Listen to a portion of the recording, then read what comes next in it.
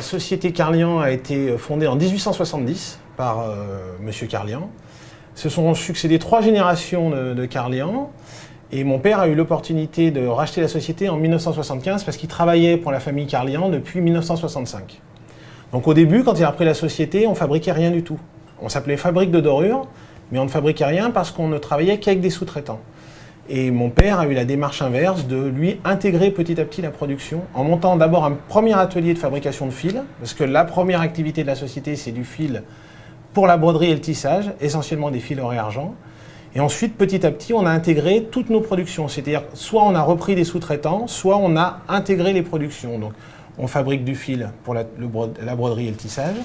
On fabrique des galons à usage militaire, liturgique.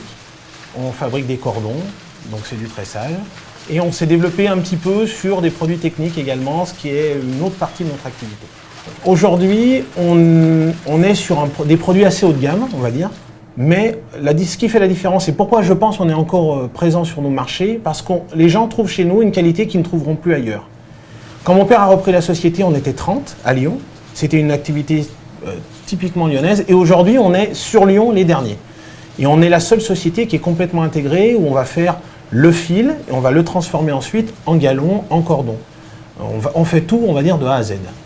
Et puis, on continue à maintenir la production en France. Alors, certes, pour certaines confections, on a délocalisé un petit peu, parce qu'on avait des gens qui travaillaient à domicile, et aujourd'hui, on a de moins en moins de personnes.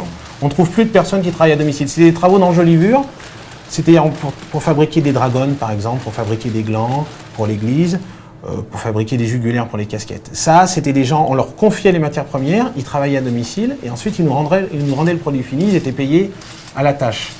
Aujourd'hui, on n'a pratiquement plus de travailleurs à domicile. Donc pour ces confections-là, on est obligé de passer par l'étranger. Autrement, pour tout ce qui est la production au maximum, tout ce qui est production, on essaye de continuer à le faire ici, quoi. La majeure partie de notre activité se fait à l'export. On fait 85% de notre chiffre à l'export, ce qui fait vraiment notre spécificité, parce qu'on reste une petite société, mais on travaille dans pratiquement 70 pays. Donc on exporte une grande partie de notre production. Nos travaux, on les voit tous les jours, nous. Ouais. C'est-à-dire que vous ouvrez les journaux, vous avez des militaires, on voit des galons militaires. On se fait souvent la réflexion avec mon père. Bon, on prend l'avion des compagnies aériennes.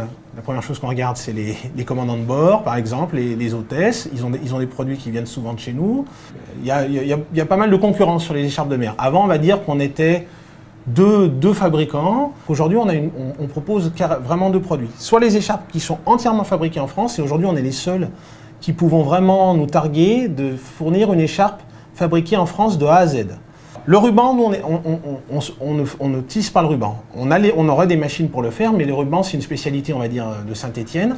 La frange, qui est sur les glands, vient de l'Ardèche. Nous, on fait le moule, le tissage du moule, la milanaise, l'assemblage chez les personnes qui travaillent à domicile.